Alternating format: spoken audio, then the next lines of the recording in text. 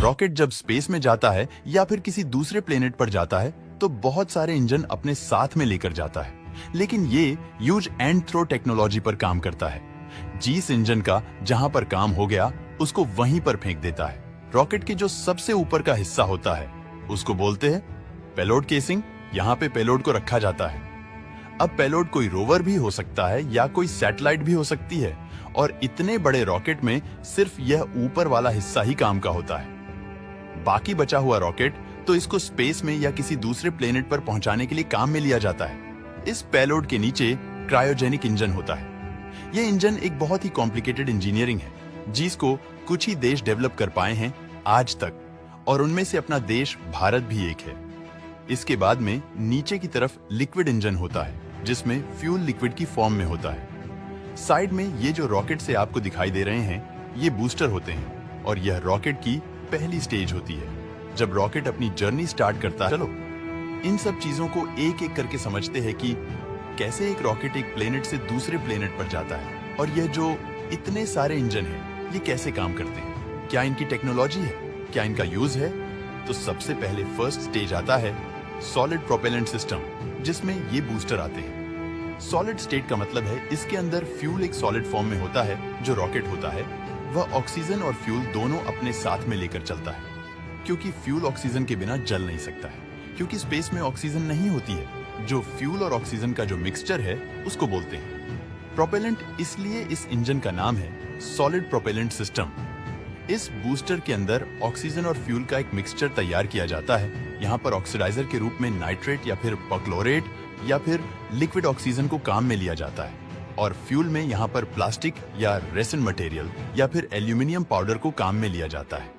इन दोनों को किसी खास टेम्परेचर पर मिक्स करके एक सॉलिड में कन्वर्ट कर दिया जाता है, और फिर इन रॉकेट के बूस्टर के अंदर सेट कर दिया जाता है।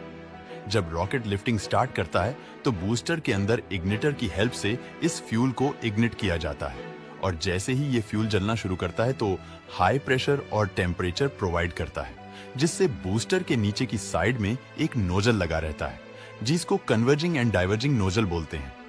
ये नोजल सबसे पहले जो भी गैस इस बूस्टर के अंदर जल रही है उसको कन्वर्ज करता है और फिर प्रेशर के साथ में बाहर की तरफ फेंकता है।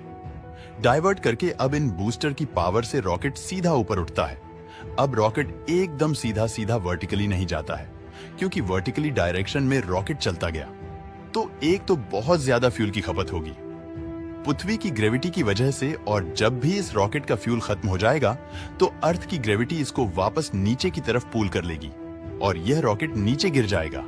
इसलिए जब रॉकेट लॉन्च टावर की डिस्टेंस को पार कर जाता है तब इसके नोजल की डायरेक्शन बदल दी जाती है धीरे धीरे, जिसको ग्रेविटी टर्न बोलते हैं, और अब ये रॉकेट अर्थ के साथ साथ में हॉरिजॉन्टल ट्रैवलिंग शुरू कर देता है।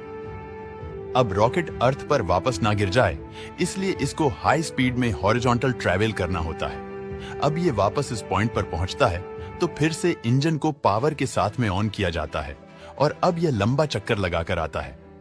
जिस पॉइंट से रॉकेट अर्थ के सबसे करीब होता है उसको बोलते हैं पेरिजी। जब यह अर्थ के सबसे दूर वाले पॉइंट पर पहुंचता है तो इसको बोलते हैं अपोजी। तो जब रॉकेट अपोजी पे पहुंचता है तो अर्थ की ग्रेविटी की वजह से इसकी यहाँ पर स्पीड स्लो डाउन हो जाती है और ग्रेविटी इसको वापस इधर से सीधा ही अपनी तरफ पुल करने लग जाती है, तो यहाँ पर सर्कुलर ऑर्बिट इलेक्ट्रिकल ऑर्बिट में बदल जाता है। तो इस तरीके से पेरिजी पॉइंट पर रॉकेट के इंजन को एक्सेलरेट करके अपोजी की दूरी को बढ़ाया जा सकता है, यानी इसकी ऑर्बिट को और ज्यादा बड़ा किया जा सकता है।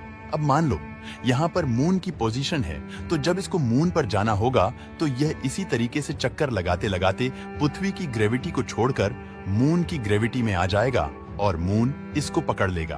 फिर यह इसी तरीके से मून के चक्कर लगाना शुरू कर देगा।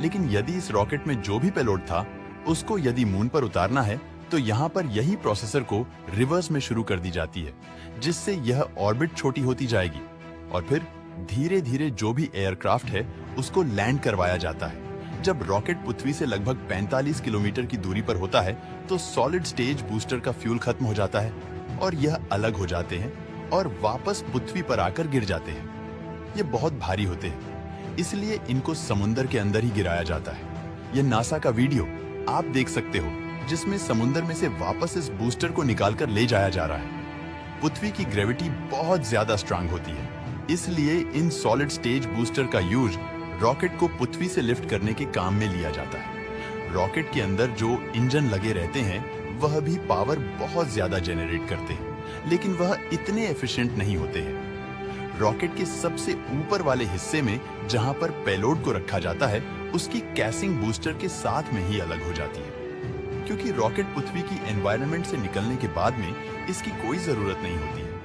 और रॉकेट जितना हल्का होता है उतना ही अच्छा होगा जो बाहर के आउटर कैसिंग होती है, यानी जो बाहर का कवर होता है।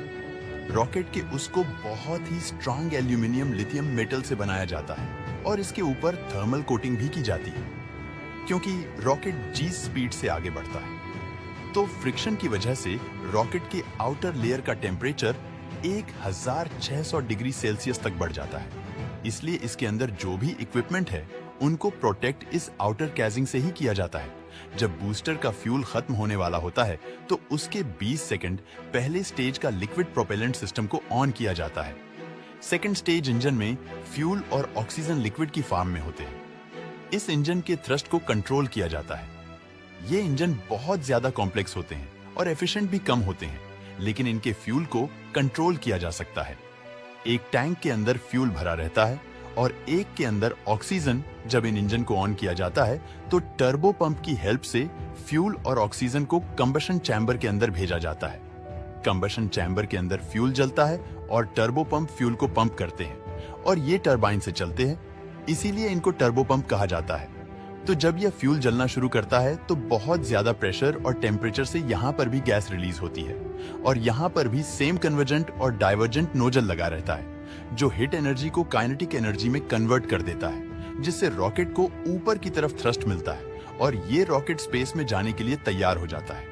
ये सब के सब लॉन्च व्हीकल होते हैं जो पेलोड को उसकी पार्किंग ऑर्बिट में पहुंचा देते हैं और फिर वहां से आगे की तरफ जो भी ट्रैवलिंग होती है वह ये स्पेसक्राफ्ट खुद ही करता है। यदि यहाँ पर कोई सैटेलाइट है तो उसको ऑर्बिट में सेट कर दिया जाएगा।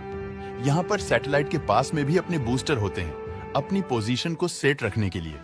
और यदि कोई पेलोड को दूसरे प्लेनेट पर भेजा गया है रॉकेट से, तो वह धीरे धीरे अपनी ऑर्बिट बढ़ाता जाएगा और अर्थ से दूर जाता रहेगा। इस पेलोड में यदि कोई रोवर और ऑर्बिटर है तो इनमें भी इंजन लगे रहते हैं जो रोवर को किसी भी प्लेनेट पर लैंड करवाने के लिए काम में आते हैं। कुछ रॉकेट आपने ऐसे भी देखे होंगे जो स्पेसक्राफ्ट को अपने साथ में लेकर जाते हैं। स्पेस में ट्रैवल करने के लिए यहाँ पर रॉकेट का काम बस इतना ही होता है कि यह सैटेलाइट को स्पेस में पहुंचा दे। उसके बाद में वहां पर स्पेस में रहना, घूमना फिरना सब इसी स्पेसक्राफ्ट से ही होता है और यही वापस अर्थ पर लेकर आता है।